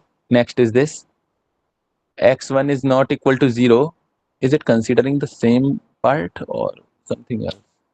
Question 11 and 12 it is 4. Okay. 14 is separate. Suppose x1 is not equal to 0 means x1 is not a 0 vector. Okay. And ax equals 0, homogeneous system of linear equations given. And A belongs to a 2 by 3 matrix. Okay. 2 by 4, sorry. What is the minimum number of elements is linearly in a linearly independent subset of null space that spans the set of solutions? Okay, that's fine. We have to span the set of solution for this. Okay, so let's make this solution. Let me first take print screen.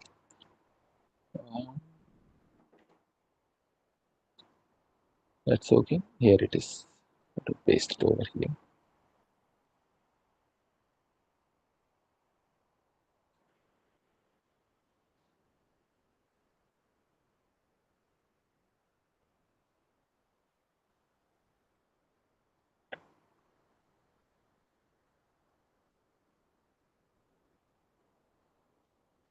Okay, so here suppose x1 is okay, that's fine. X1 is not a zero vector.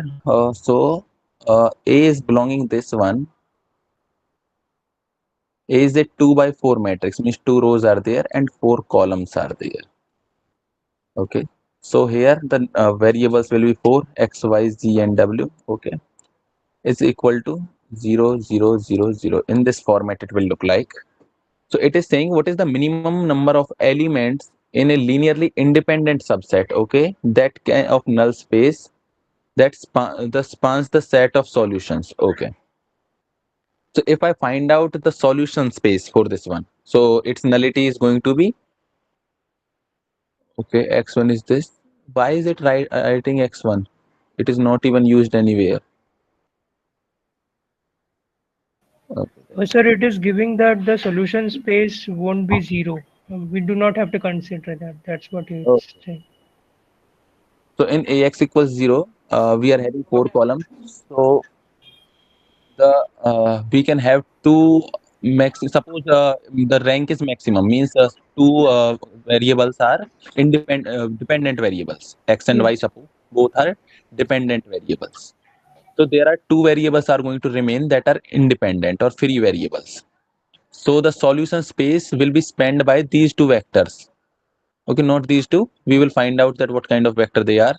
So as nullity is equal to 2, so we need at least two elements in our set to span the complete solution space, because nullity is going to be the set of solutions.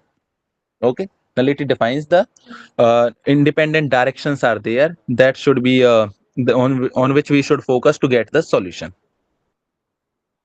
So basically, sir, in this one, we'll be focusing on the columns, right? Linearly independent columns. Yeah, we are focusing on the independent column, because if no independent columns are there or no free variables are there, sorry, no free variables are there, so we will have a unique solution. Unique solution. Okay, if one free variable is there, so means one vector we will have in our span of S that will be equal to the solution space for this. So this S will have only one vector that is linearly independent because it is a basis. So bases have all the elements as linearly independent. Similarly, if two vectors are there that are two variables are there, those are free variables. So it is going to have two elements in it. Okay, that are linearly independent to one another. Okay, I hope is that okay. Next is 15th question. In 15th, you can see that 5 sets are given and it is asking which is the basis. Okay, so in first set you can see 1, 2, 3, 4, 5, 6, and let me take this. Okay, paste.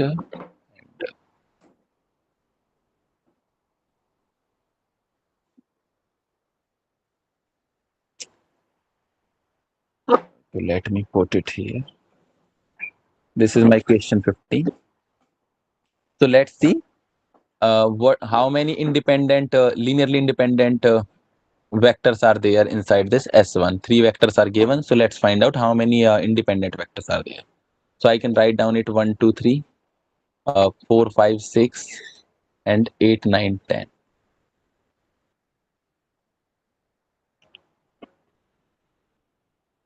So what I can do, I can simply say R2 minus twice of R1 as well as R3 minus twice of R1.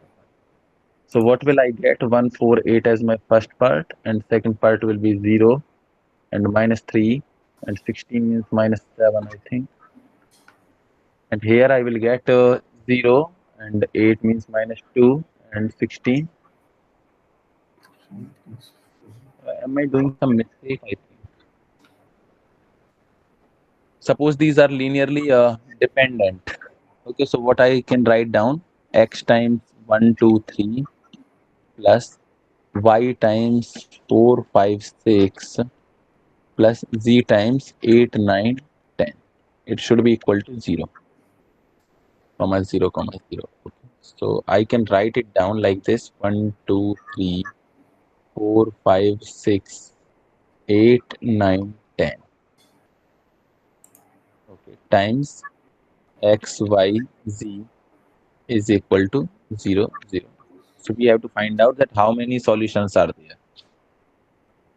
So if I convert it, so what I did, twice of, okay, 8 I subtracted, it is minus 3. Sir, we can keep it in the form of row vectors also, right? It is 3, thrice, sorry, it was thrice. I forgot 12, it was going to be 1, 4, 8, 0, minus 3, and minus Minus 7. 7, 0, minus 6, and minus 14. Minus 14, yeah. Sir, So we that's can why, keep it in form of row vectors also, right? what? We can do the operation in form of, like, if we here we are putting it as column, right? We can put as row Yeah. also. Yeah, that's also fine. You can find out by using that. That's also okay because it is a square matrix. Square So matrix. doesn't Both ways. matter how you are performing. Yeah, Okay. it will be okay.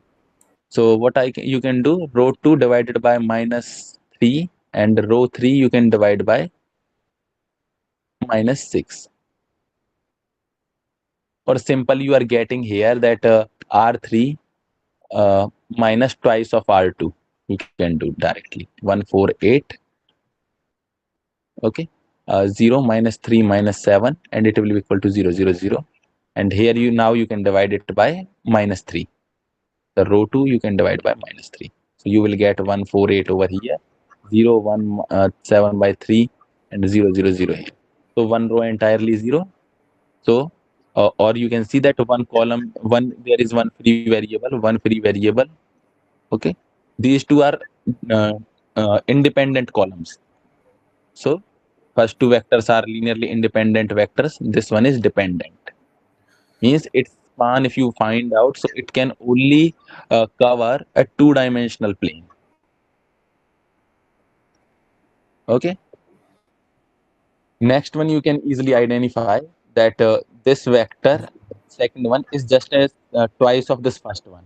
Not a basis. So you can remove this one. So it will be same as it is going to also span a two-dimensional plane. Okay, the third one is now not a multiple, so we can directly argue on this part. Now this one.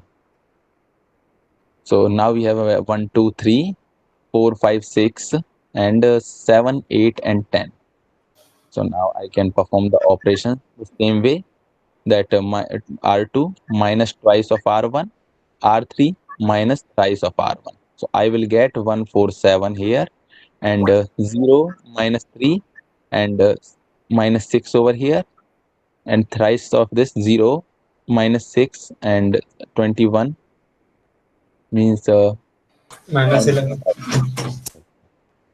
so now I will divide this row 2 with minus 3, R2 divided by minus 3. So I will get 147 over here and 1, 2 here. And if I divide R3 by minus 6 as well, so I will get 0, 1 and 11 by 6. So now you can do same thing, R3 minus R2, you will get 147 and 0, 1, 2 and 0, 0 and some variable, some number here. Okay. So you got all three variables, all columns are linearly independent in this case. So it will define all the three-dimensional plane. Okay. This one, these two are linearly independent. You can see that they are not multiple of one another. So you can see that it is going to define a two-dimensional plane. And here it is having two components. Okay. And three vectors are there. So already one is going to be linearly dependent. So you can remove by checking which one is. Okay, but I am aware that this is going to be the linearly dependent. So I am removing this. So it is two-dimensional now. Because these are not multiple of one another. Otherwise, I will remove the multiple one. Okay. So NU2 is no, not a multiple of the other one. I mean, if we take NU2, Yeah. one is not multiple of other. The third one is linear combination Linear of other. combination. Here it is not linear combination. Yeah, I was saying that if it is a multiple, then I would remove Yes, that. yes, sir, yes, sir. Okay, suppose if 1, 2 and I have 2, 4 and some other here. Right, 2, 4 and suppose I am having 3, 9 here. So I will remove this. I am not going to remove this now. Okay, in this case, otherwise this question will become wrong if I removed this. So now at that time I will remove this one or this one of them. So that's why I said that all three are at least if I'm going to define this 3, 8, I require both these two vectors. So that's why I can remove this. So two-dimensional plane. So now let's verify 2D, 2D, 3D and 3D, 2D, 2D. Okay. So it is going to be of 2D, but it is three-dimensional, it is saying. So it is wrong. Next is three-dimensional, but we know that it is 2. It is 3, it is 2. And S5 is a basis. Yes, And sir. it is having, No, it is it not will, a basis, sir. It is it a is not a span of basis. It R2. is going to define, yeah, it is going to completely span that space, but It it is is not a not a basis. basis. Not a basis. Because we are getting linearly dependent vectors here. Sir, in case of, say, for example, like if we are not able to have a square matrix, then Okay. like we will have to put the elements in sort of column vector form, right? Sorry, I am not getting what you are Say, saying. for example, So, sir, sir, that linear combination of vectors you wrote na in matrix column wise. So there he is confused whether Yeah, to write those what vectors as column or rows. columns. You have to write down columns. columns, right? Okay, okay. Mostly, yeah, try writing by columns. Columns is a standard case, so you Columns. can take. Okay. Okay, always prefer columns. Okay, thank you. So now, I think that's fine. Now the third part is remaining linear mapping. It is an easier concept, not going to take a lot of time. So let me give you a brief info. Okay, So which is this book, sir? this book is linear algebra book. I think Maths 2 for Maths 2 it is. Sir, we do not have any access to this books. Okay, I will provide that. Sure, sir. The last question, the first option, I have confused. First option in this question, where is this? There is a three vectors are there, but it's supposed to be R3 only. But why it's R2? In which one? The first option, S1 is basis of R3. R3. S1 is not a basis of R3 because you know that we find that we require at least three different directions. But here we found that one vector is we can write as a linear combination of other two. So only two independent directions we are having. Third one is missing. So that's why it cannot form a basis for R3. We cannot go independently in R3. There is going to be a plane, suppose this one. So here it is going to be a plane on which we can travel only. We can't go perpendicular to that plane. Because actually three vectors are there. I'm thinking like three vectors Three means vectors are actually there, but three. this one vector is actually linear combination of these two. Means suppose you are working in a xy plane, so you have one vector and another vector is also in this direction. Okay, so now you can't go in this plane anywhere except this line. You are having two vectors, but still you can't go any other direction. Yeah, we That can't find the independent here. On two yeah, dependent, yeah. one is independent. So, That's to, fine. But yeah, so only we found one free variable here. If no free variables are there, so we can travel in any direction. We are free to move in R3 dimension. Okay. uh, that's what I'm confused. So if we find all free variables, we can go all three dimension. If we So why find it is no free variables, okay, so it means there aren't any direction missing. So means all direction we can travel now. All directions we can travel now. okay? Yeah. Free variable means no free direction is there, means on which it is not going to have any impact. Okay, so that's the case. Okay, still if it is not you are not getting, then you can ask. Well, I can't Otherwise, visualize this. Like that's what. yeah, you can solve some questions and based on that, if you still feel problem, then you can ask. Okay. So linear mapping, let me introduce it a little bit for you. So what is linear mapping? Till now you have seen functions. Okay, so you have seen some kind of function in which what we do, we have a variable here and we transform this variable. Suppose I write down a quadratic equation like this. So this is some kind of transformation. Means I use this variable and formed a function. So this is called transformation. So suppose I have two variables x and y and I transform it. So I can write like x plus y square, something like this, x square plus y square. Okay. So this is a transformation here. So in linear algebra, we are going to work with multiple variables. Okay. Multiple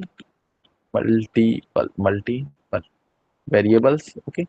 So means we are going to have a lot of variables, but it is linear algebra. So means highest power is going to be 1. Degree of any term is going to be 1. So if I am saying that function of x, y, so what I will say that it will going to be equal to x plus y or x plus 3y like this. Okay, it can't have any other power here except the one. So it is like this. Next thing is this, we are going to transform it, linear transformation in this one. Here we only give one output, either this or this. But in linear transformation, we can give multiple outputs. Means f x comma y Suppose it is a vector, okay, whose both components are x and y, okay. So you can give suppose a vector that is having three components. So x plus y, x minus y, and x plus 2y, suppose. So it can give multiple outputs. So this is called a linear mapping. Okay. Two rules are there that in linear transformation or linear mapping, what you should do that suppose you are transforming any vector v1, okay, plus v2, two vectors you want to transform after adding. So it should be equal to transformation of v1 plus transformation of v2. Next rule So, was, sir, yeah, sir, a small doubt, sir. Sir, when you say f of x is equal to, let's say, 4x, what we are trying to do is we are trying to transform x to 4x.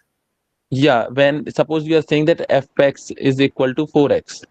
Yes. So if you give any value of x, suppose f1 you want to find out, so you are linking this 1 to with 4. You are creating a link between 1 to 4 that if I am going to give you 1, then you will provide me 4. Okay. It is function is some kind of a transformer that transforms a value into some other form. So that What is the over. need? What? What is the need of again transformation? We have already studied function. Okay, in functions you have only studied multi-input and single output. Multi-input you have studied and single output you are getting. Now we will learn it with respect to the multiple outputs.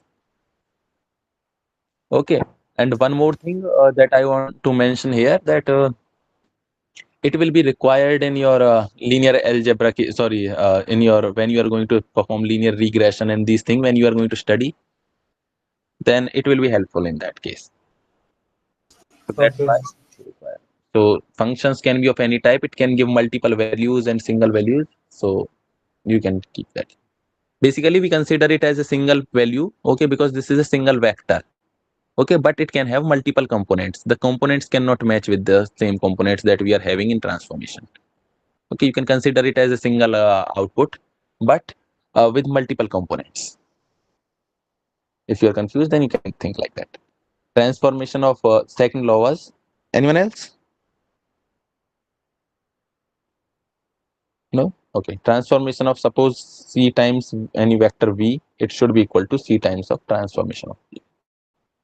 This is just the linear transformation. Okay. Equation formation and other things are there. So you can now just continue with the questions if you want. Already it was finished by the instructor or still instructor is going to finish this part? Finished, sir. It's remaining? Need to finish Linear it. mapping is finished. Linear transformation is remaining. Both are remaining, Sir, no, both right? are not remaining, but linear mapping is done. Initial part, madam has cleared. Okay, okay. So linear mapping is done. So let me I mean, mapping was started, but can't say like Yeah, it was just started. it was just started, sir. so okay, if you want, then that's fine. Okay, then want me to do the questions or still you want to firstly explain, then others is going to take the next session, so he will explain the question. So no issues, sir. Whatever be easy, I mean, to understand whether it is theory or question wise, we don't mind. Okay, so how much info you are having about this linear mapping and this thing? This much that I gave, is it you are already aware about this thing? Sir, theory wise it looks fine, but in question we I'm not able to translate this theory to question, sir. Okay, okay, okay, that's fine then. In questions, let's see some of the questions because some time is remaining, only 9 to 10 minutes, I think. So let's see some of questions. In first one, it is saying that transformation, a bookshop is organizing an year-end sale. Okay, year-end sale. So price of any Bengali, Hindi, and Tamil and Urdu books are fixed. Okay, so 200, 180, and 230 and 250. These are the prices of books: Bengali, Hindi, Tamil, and Urdu. So let transformation T. What does it denote? It denotes total price of X number of, here if we provided the variable X, X is denoting the number of Bengali books.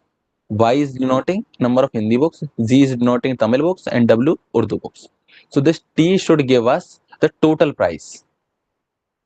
Okay, means x is going to be multiplied with 200, y is going to be multiplied with 180, and z is going to multiply with 230 to find out the price of each type of books. Okay, and w is going to be multiplied with 250. So you can see here, this one is right. So x is multiplied 200, 180, 230, and 250.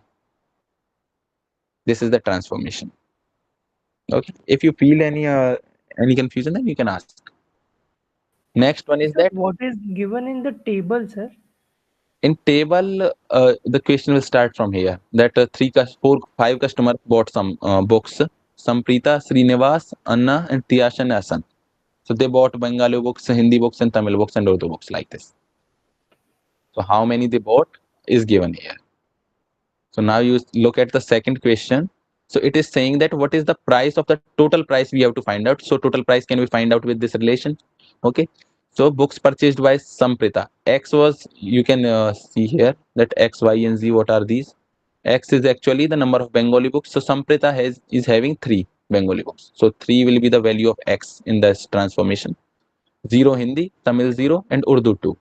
Transformation will be T of 3002. Okay, to get the price equation is given here. Same like the function, it is that function of x, y, and z and w, we will transform it in this way. This is giving a single component here. Okay, so no worry about this thing. Okay, Yes, sir. next is the total price of books purchased by Tyasha. So let's go here. Where is Tyasha? Tyasha is here, 2201. Okay, and 200, 180, 230.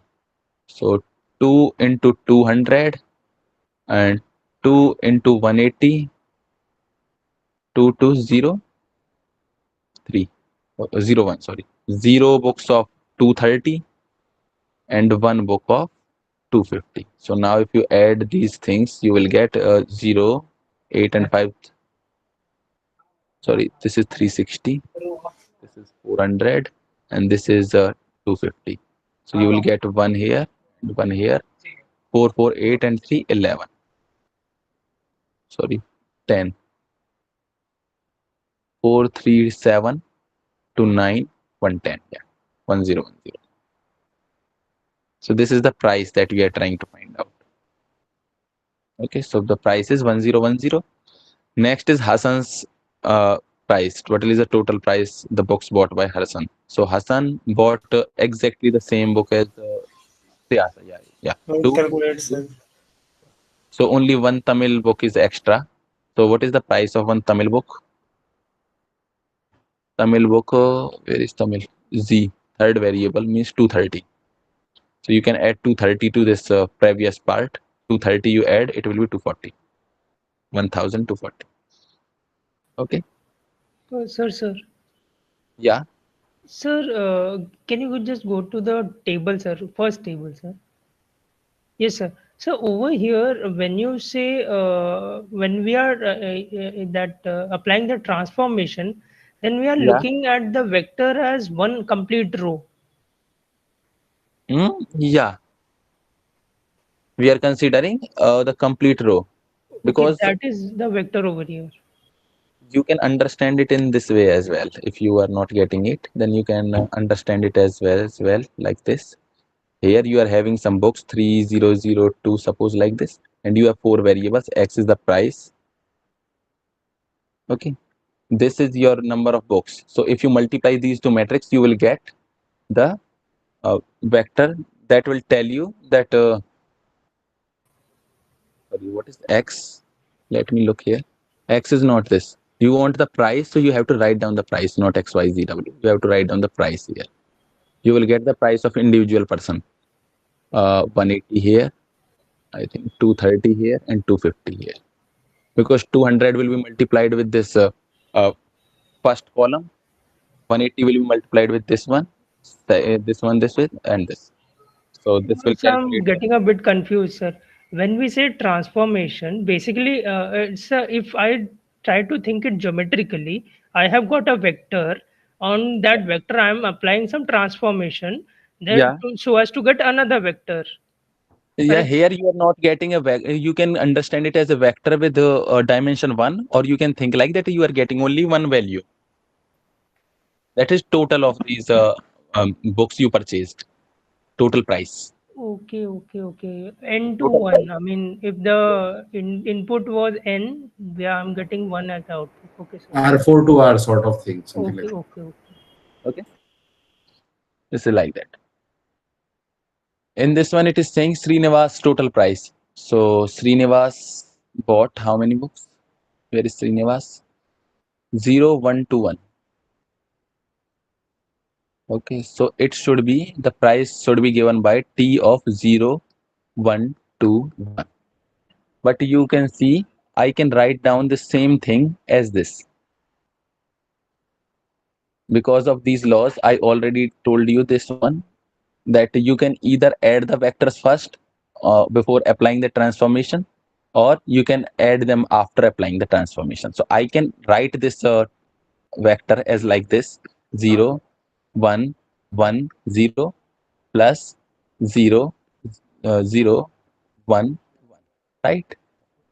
So it should be equal to transformation of 0, 1, 1, 0 plus transformation of 0, 0, 1, 1, like this. Okay, is that fine? Yes, sir. Okay, so I did that. So like this, and similarly, you can break these parts as well. I can also write the same thing like a transformation of 0, 1, 0, 0. In case, just like we form the basis. Okay, twice of 0, 0, 1, 0 plus 1, 0, 0, 0, 1.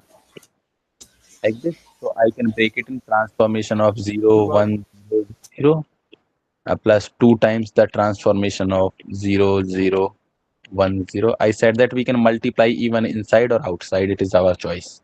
Firstly do the transformation or firstly do the multiplication. It is our choice. Next is transformation on 0, 0, 0, 1, like this. So you can see this is this one. Same. Okay. 3 questions are remaining. 6. Same you can apply here, that for Anna. Let's check Anna. Anna about 103 means 1 Hindi. The second component is 1 and fourth component is 3. Okay. So second component should be 1, second is 1, and fourth component should be 3. So we can multiply this 3 inside and we will get that. Right? Yes, sir. I hope you get it. Next one is same. It is asking for Srinivas and Anna together. So Srinivas bought 1, 2, 1 as the last 3 components, and she bought 103. So if you add, so you will get last element as 4, and third element as 2, and second element as 2. So 0, 2, 2, 4. 0, 2, 2, 4. You can also break this as 0, 1, 2, 1 and plus 103. 0, 1, 0, 3. Right? Yes, 1 sir. plus 1, 2. 2 plus 0, 2. 1 plus 3, 4. You can solve. This is easier. Okay, this is easy. Real easy. Next is here. It is asking the difference between the total price of the books purchased by Samprita and Tyasha. So let's see Samprita and Tyasha. So Sampreet has bought Sampreet. Let's see P002. Okay, and Tyasha bought 2201. So I can subtract 2201 like this. Okay, I can either subtract it from this and or this. Okay, but I want the price to be positive, so I will take the magnitude of this only. Okay, I will apply the mod function or modulus, not mod, modulus, I think we say.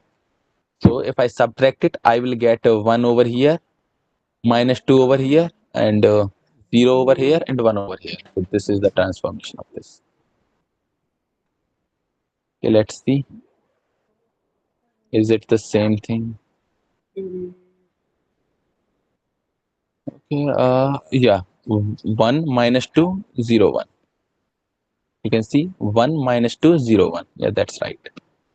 Okay. Yeah, who's that? Yeah.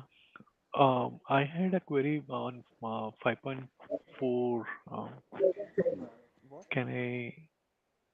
Can I talk about that right now?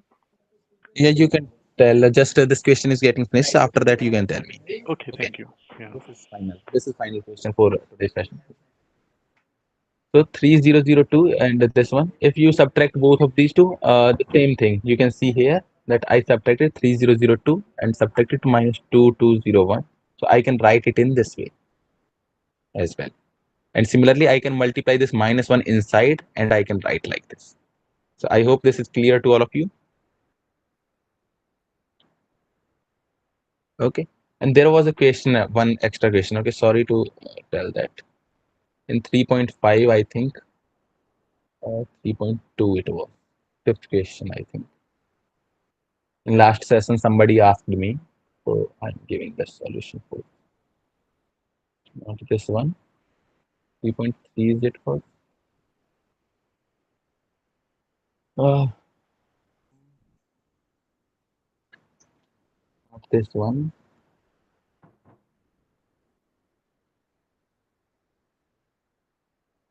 Where is this?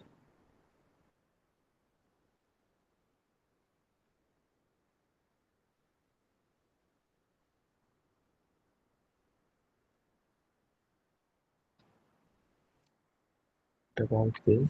Oh, where it was in fifth part, I think. Let me see.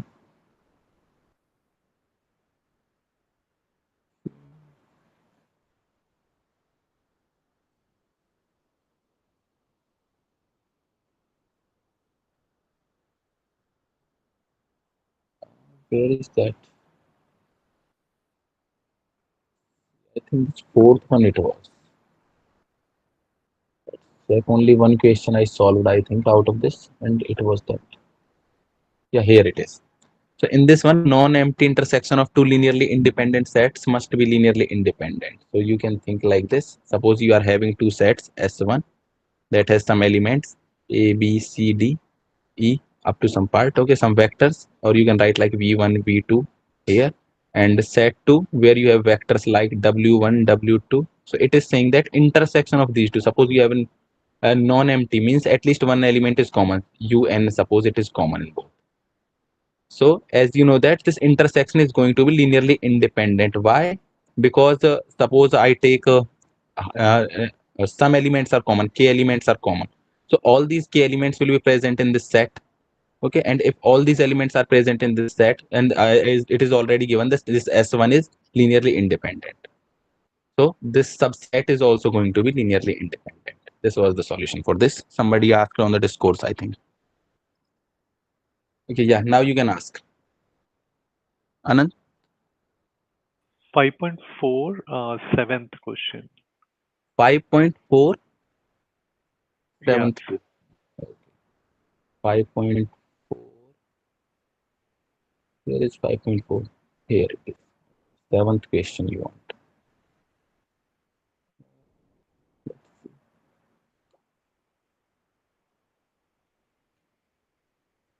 Here is my 7th question. Okay. Basically, it is related to transformation. It is asking, okay. So what's the problem in this?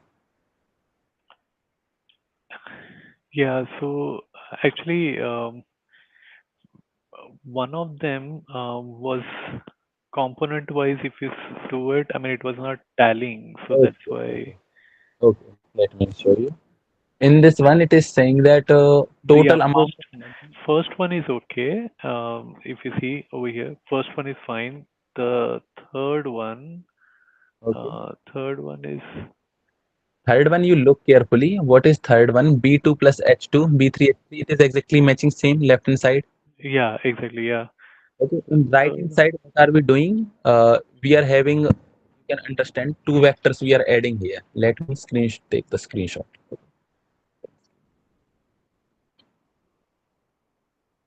Okay, so I will paste it over here. Okay, got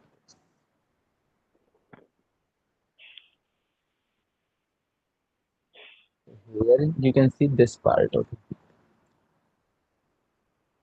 so this third one, it is nothing but this part. Okay, we have these two components as non-zero value, so we will break them. So what I am saying that if you look at this right hand side, you are given to transformation, you are adding two vectors after doing the transformation. So I said that we can add both the vectors before doing the transformation. So first vector is 0 comma h2 plus b2, okay, comma 0. This is my first vector, and second vector is 0 0 h3 plus b3. So if I add these two vectors, so what will I get? 0 Yeah, 0, yeah, I will get 0, and h2 plus b2 I will get, and h3 plus b3. This is matching with the left hand side. You can check. yeah. Actually, I mean, I didn't see carefully to verify that. Yeah, this is correct. I mean, this is Two easy laws one. are there. Only two laws are there. Okay, these two laws. Yeah, yeah, sure. Yeah. Just keep this in mind, So and they will solve. Yeah. one more thing. When you say rank of a linear transformation, how do I understand that? I'm not able to understand that at all. Rank of a linear transformation. I think it is not up to your now concept. You can stop focusing on this, or if you really want the solution, then you can read here. I am going to show you. Rank of transformation, actually we find out by finding the matrix, I think. By finding the matrix here, you can see. If you have already studied this part, otherwise it will look like something out of your bounds. So that's why I don't want to get into this. Okay. In transformations, you're talking about when ranks, so rank you're talking about, or dimension you are talking about? Rank. Yeah, rank of linear transformation. And In also which week you, in the tutorial, the last tutorial, right? I mean that was really very heavy for me. week 5, right? Week five last tutorial. Okay, last tutorial you were studying. Okay, okay. I will check. Let me. What was that? It was about ranks, right? Yeah, tutorial Okay. 5. Okay, let me first stop the recording. Okay, then I will continue to look for it because otherwise this concept will be. Yeah.